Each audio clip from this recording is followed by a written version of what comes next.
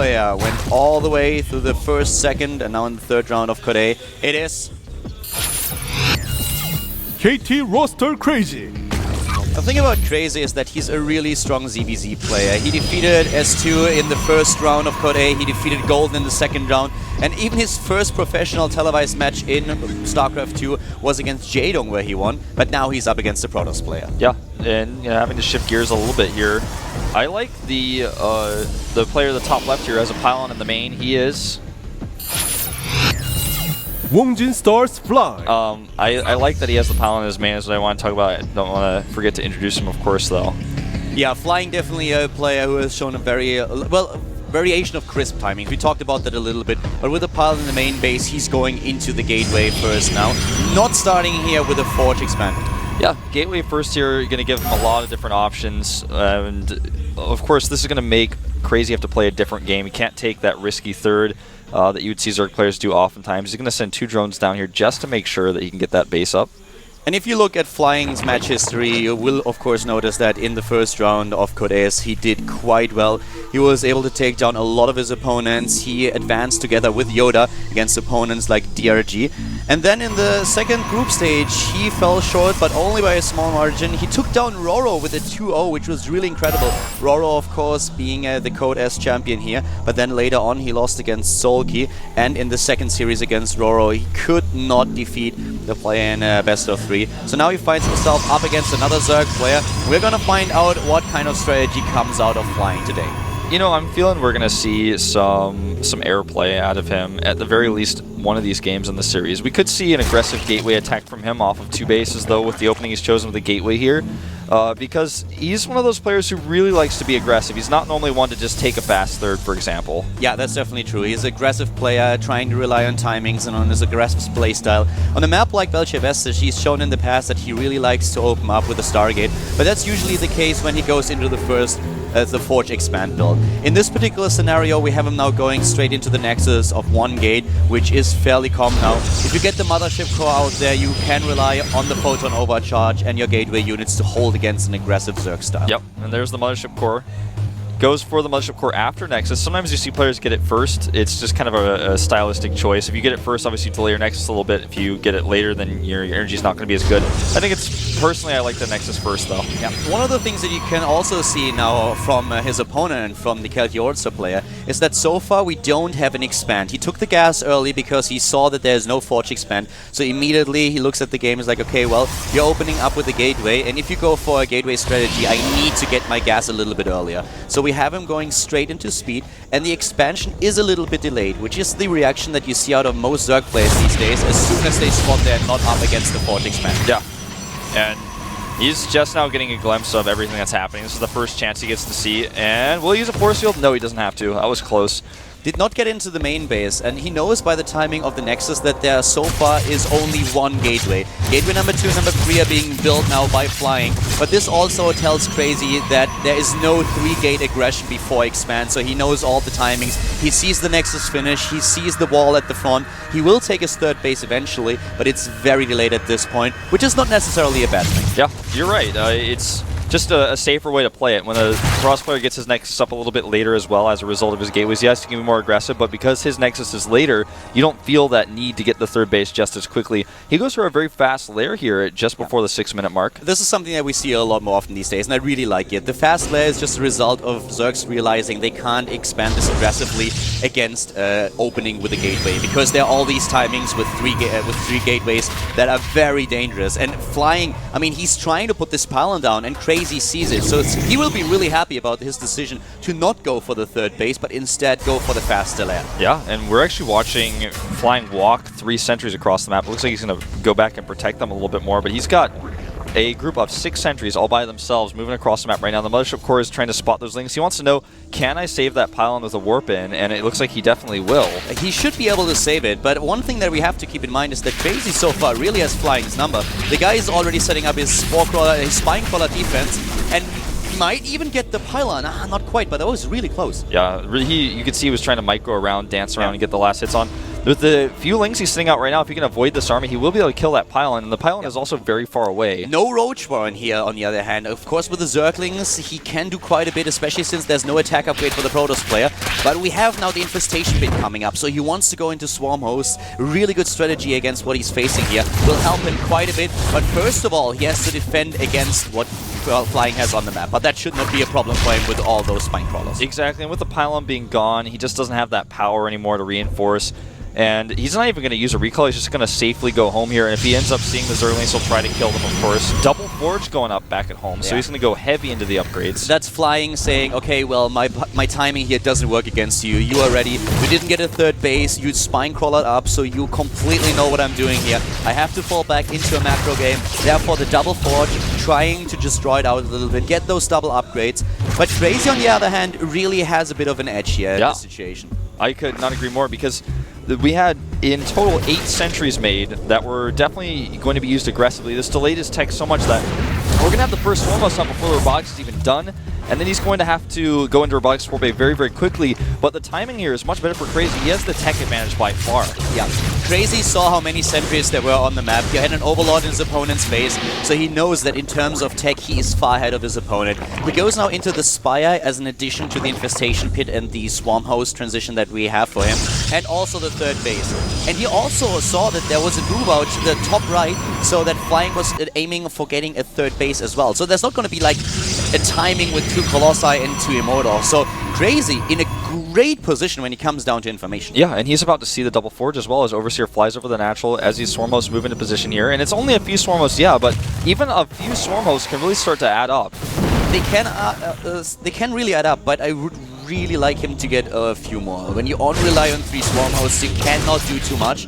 The question still remains if he wants to transition maybe even into Mutalisks. Yeah, you know, he does let the upgrade for the Locust finish, but he only makes these 3, and he shows them purposely. You know, he wants him to think, hey, I'm going Swarm Host. Maybe he's going to switch into Mutas here. Exactly, that's the thing. Usually you get the Aspire, and then you can go into Corruptors as an addition to them to snipe Observers, to snipe everything that's in the air, and even take down a few of those Colossi, if that's the answer of the Protoss player. But with what he did right now, this looks a little bit more like Mind Games. And the Phoenix, though, does see the Spire in the main base, but he may think, you know, this is just for the normal Corruptor transition that we were talking about. Exactly. The Spire itself doesn't really tell him. He saw the Swarm Hosts already, and the Spire is something that he can use, but he's going into additional Swarm Hosts. So it looks like Crazy saw the hallucination of the Phoenix and was like, well, he saw the Spire.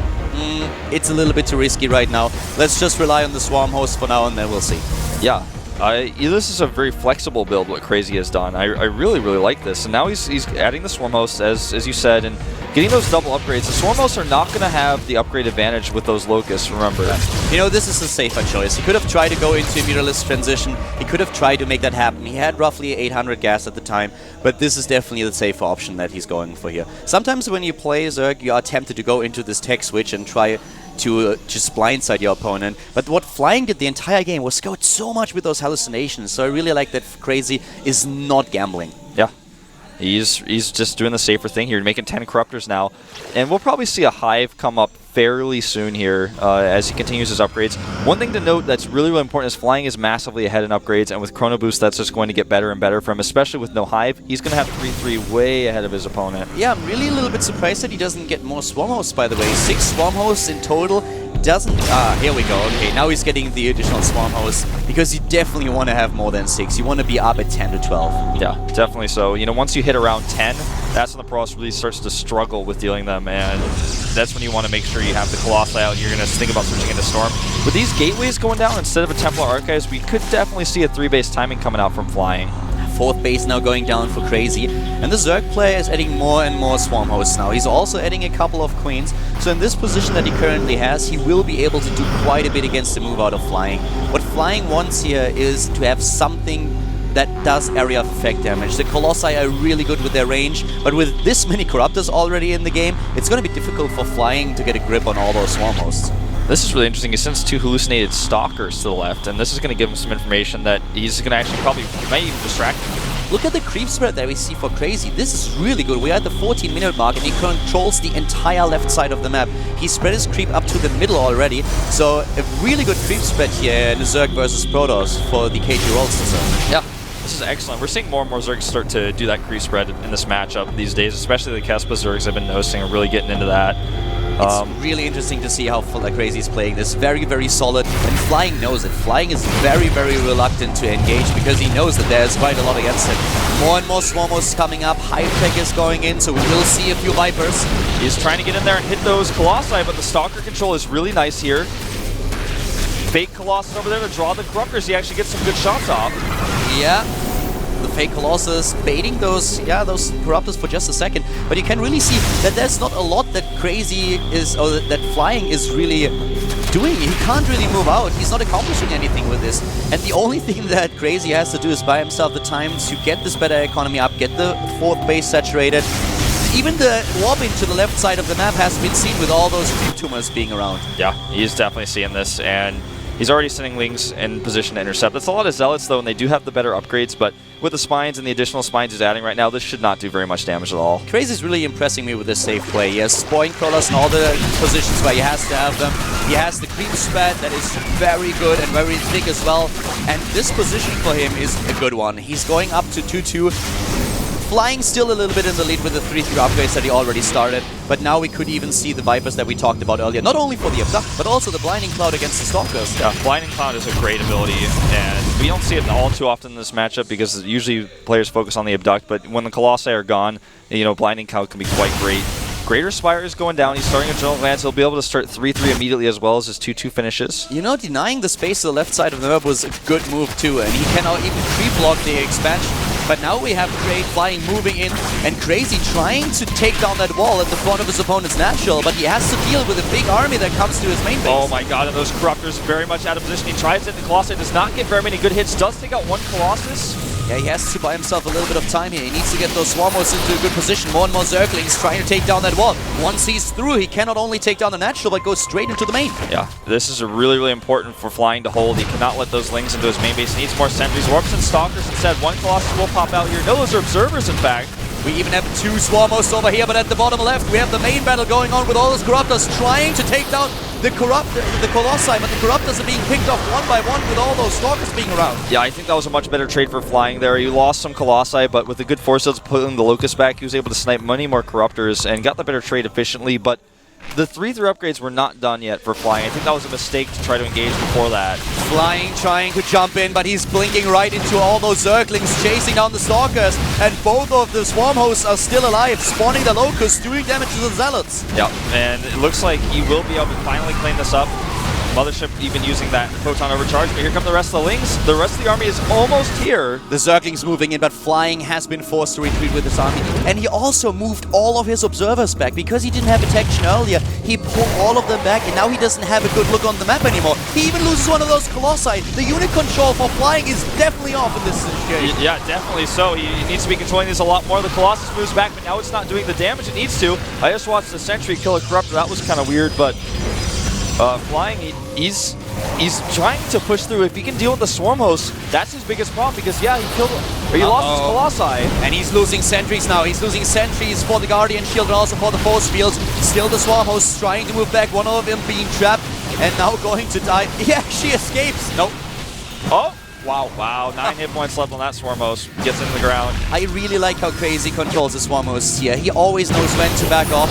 And another Colossus is gone, and without the Colossi, those Stalkers will not be able to do anything against all those Locusts. Yeah, you're absolutely right. A lot of corruptions going down on these Stalkers as well. The Lings doing some good damage, and Flying, once he loses those Colossi, the backbone of his army, just everything falls apart, losing his Observers as well. Exactly, he loses the Observers, he has no detection anymore, and without area of effect damage, he can't deal with the Locusts. You need Storm or Colossi behind your army if you want to deal with the Locusts. You can see Flying is really just struggling to figure out how to engage here. Loses the space, has to cancel. Bottom left, on the other hand, another run-by attempt here. We have a lot of Zerglings trying to deal with that. At the bottom left now, the Zealots moving to town, while at the top right, the Zerg player is still trying to take down the space. Yeah, and those Zealots, as you mentioned, there they are. The Spine Crawlers were moved earlier, so he's definitely going to take some hits here, but I think he should be able to clean this up eventually. He's going to have to cancel this base on the left, but with no Colossi left on the map during that fight, he was really able to dismantle the Protoss army, and he should be able to do it again. The important thing is that the base at the bottom left is still fine. He's not going to lose this. More and more Zealots are moving in, but he needs to send a few units in. He has to realize that Well, I think he just wants to end it. Yeah, I think you're right. Like, he's just willing to give up the space, which may, in hindsight, be a problem if he can't end the game right now with his Broodlords. He could have saved it, you know? He had those Spine Crawlers in there that definitely dealt with the first wave of Zealots, but then he didn't send anything in, so now he's losing the base, and he's actually retreating. So he should have built a few more units to send over to the bottom left to hold that base if he doesn't want to end it with that attack. Yeah, you know, he's only using Lings to fight off these run-bys. He needed more Spines in position, and when you have 3-3 Zealots against 2-2 Lings and this many Zealots, obviously it's not going to be a good trade for the Zerg player, and eventually he's going to have to turn around. You know, this is actually a situation right now where Crazy has put himself in a really bad spot. Flying has a very good Colossi count now, and he also has, once again, the momentum in his favor with a base gone at the bottom left. Yeah, and he finally takes out that pylon. You guys didn't see it on screen, you saw the Lings find it, but killing that pylon is one of the most important things for Crazy right now, because that was where all these Zealots are coming from. There are no Corruptors, there are only Broodlords at this point. Crazy, he morphed all of them. And the Zerglings running in. Oh, the High Templar is not ready. This is bad, but he needs to do something against this army. He needs to have the Swarm Host in position and also the Broodlords. Exactly, you know, all that dealing with these Zerglings is going to take us a few Zealot Warpins, but dealing with this huge Stalker Colossus Archon army is going to be the big problem. He needs to make sure he can deal with that and support his Corruptors with something, and maybe that's going to be Lings. Flying's run-bys are doing so much damage, but the same is true for Crazy, who once again has Zerglings up at his opponent's natural. The third base on the right side of the map is gone now for the Zerg though. Flying moving in and sniping it and immediately retreating. He knows that he can't deal with Crazy's army at this point, but he just wants to buy himself some time to get a bigger force up. He kills the Greer Spire, which is really huge. It also stopped +3 from completing, but he lost a lot of his production. He lost his robotics, and the Fleet Beacon is coming, but the run-bys are doing a ton. Yeah, he's everywhere. I mean, he took down the base at the bottom left. Flying kind of taking out and Crazy donating it to him, but now it's really getting out of hand with the Zealots not only taking down the Greater Spire, but also taking down 2 of the Queens. Yeah, there's just 4 Zealots here doing so much. The Locust on a poor rally here, not able to hit that Nexus, and now the next wave of Locust will arrive, but the Nexus should be able to finish. Fleet Beacon is done, and he's going to start his very first Tempest here. He's only got 1 Stargate, so it's going to take a long time before he gets that Tempest count up, but the Zealots have really done a number on the economy of Crazy. You can see he has no minerals right now. He's basically got no income. Exactly. This is such a cool game. It's insane. I mean, Crazy had such a good hold on the game, even the Spine Cross at the bottom left, but then he didn't react properly. He saw the Zealots walk across the creep, and he was like, well, it's just another run-by. You're not going to commit to this too heavily. And with the second round of warp-ins, Flying was in a position where he took down the base. This is just both of them going for the dirty blows here. I mean... Yeah, you're absolutely right. This is such a game of economy versus army right now. Crazy has to use his army to secure his base. His Flying has to rebuild his army and hold on to his bases. And, you know, he's holding on pretty well here, but the Broodlords are coming in now, and they're going to try to come from the right side where they get a good angle where the Stalkers can't blink under them. If that was a boxing match, the referee would definitely give out warnings for blows below the belt, because both of them are really hitting hard with those run-bys, trying to be sneaky, and always hitting where it counts. That's the most important part. I love Flying snipes in this game, and Crazy is trying to build his army up, but Flying has actually the momentum going for him now with 160 supplies, still 1,000 minerals, the gas as well, and once his Tempest count is up, it's going to be very difficult for Crazy to deal with this. He has to do damage before that happens. You're absolutely right. He needs to do something with his Broodlords and his Locusts right now, and he's forcing mining time to be lost over and over again. This time he targets the Nexus's hit points down just a little bit, but the Broodlords, they can't stick around too long with those Tempests coming over now. I'm a little bit surprised that he didn't move. Now he moves the Swarm Hosts forward, finally, because as you could see, the Locusts would always arrive at the Nexus when they were just out of time. So now he's moving them forward just a tiny little bit, and that's already enough to put pressure on the Nexus. This wave of Locusts will be able to do damage. Yeah, as you saw, you know, taking a few of those shields out already, and now this wave is going to be the one that could really damage it if he doesn't react to this Colossi, and he does. Yeah. But Flying, this time he's in position. So a bit of an oversight by Crazy. He could have done more damage when Flying's army was not in position. And let's also talk about the base that went down at the bottom left. We saw it on screen, we didn't really talk about it. The Zealot run-bys by Flying once again hitting where it counts. This hurts Crazy a lot. Yeah, and he also cleared up most of the creep on the left side of the map, which was allowing the Zerg army to move a little bit more freely on the west, but now he's lost a lot of that creep, so he doesn't have that freedom. Obviously, the main focus of this game has been on the right side at this Nexus, but every single run by that kills that hatchery is so painful for Crazy, and he's now getting it maybe up this time. He restarts Aspire as well. The position for Crazy with the space to the center right is a good one, because now from the safety of his base he can send the Locusts en route and pressure the base of Flying. But his big problem is that Flying is still on 4 bases, whereas he only has 3, and 2 of those are not even mining anymore. So that's a very peculiar situation for the Zerg player. He needs to do something. He cannot wait.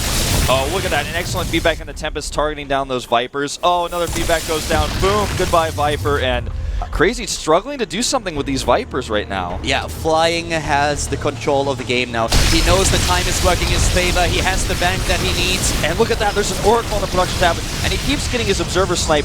No question in my mind that Oracle is going to be for Revelation so he can constantly spot for the Tempest. Crazy is running a little bit out of time. You can really see how the bank is developing here, and a much better income for the Protoss player from the Moon King Stars. And he is doing so well, even catching those Swarm Hosts. There is no way he can hold those. He doesn't even realize it. There's Way too late. There's an Observer too, exactly. Oh, this is terrible, and the Warpins will definitely finish these off. He tries to put some Locusts out, but it looks like maybe just a few will escape with these Zerglings coming in too, but... And here we have the move in. Flying is moving in. He knows this is his time. He's doing the damage. Here come the Storms. They're everywhere. The High Templars on the move. But the Corruptors are trying to take down at least the Colossi for now. And those Bungles did a number on the Stalkers as well as that Blinding Cloud, and he's able to actually push this back with the Broodlords. He's pushing this back, but at what cost? He does not have the bank that Flying has. Flying does not have to trade cost efficiently here. He lost the battle, but the war is still going in his favor. He just invested 1,000 minerals and nearly 1,000 gas, and he has still the better bank. Yeah, and he's just making more and more Tempest, more Colossi coming out. Not even making gateway units yet. The good Bungle hits once more, so the Corruptors, or rather the Broodlords, can pick off some of these Stalkers, but he loses the hatchery. Exactly, that was what Flying was aiming for the entire time. He knows that moving up onto the high ground at the choke point would definitely cost him a lot of units, but with the bank that he had and all the production facilities behind that, he could afford it, and he did. He's behind in supply, but he still has the better income here, and he took down this important base to the right. And this allows him to build, again, the better composition. And, you know, the base to the bottom left, though, did get up. So, yes, he lost one base, but not only did he get the base to the bottom left back up, but he has even an additional base over at the 9 o'clock that is mining, that I don't think Flying realizes is there yet because he lost all of his observers on that side of the map. Yeah, but look what he's building now. He's actually going for a much better unit composition than he had earlier in the game. But Crazy realized that this is the time ahead. It's now or never for him. He has to move in and do damage now. If he doesn't do it, then his opponent will just overrun him. And he has a good chance of taking down at least this base and even a little bit more maybe. Yeah, he targets the base, and I think he will get it just barely with those. It's going to be close. Oh, it goes down! Flying for a second, not in the position where he had to be. Remember earlier when Crazy committed to taking down this base, suddenly Flying was in position with his army and Crazy couldn't do anything about it. But now the Protoss player, too far to the left, Crazy sees it, moves in and takes it down. Yeah, but meanwhile he's going to trade another hatchery here for those Zealots. Some of the Zealots even escaping. Run by in the main base may affect his Tempest production though. Oh yeah, it definitely will. I mean, there's nothing in the main base to deal with this. He needs to warp in a couple of units. Flying is losing a lot of his production if he doesn't do anything about them. Yeah, there goes the Stargate. He targets the Stargate down directly. The Tempest was started at the last second. Unfortunately, not going to happen. He's going to lose potentially his core here too. Yeah, he could go for a round of warp-ins, but at this point he can't really do it. He doesn't have the minerals anymore. He invested his entire bank. His entire bank is gone, Wolf. Yeah. Everything. And the Lings just keep running in. He doesn't have an army that's mobile enough to deal with this. When did he spend his bank? What for? Well, I think he spent it mostly on those Colossi and Void Rays he made at the last second. He didn't build any Colossi anymore. He's still on 3.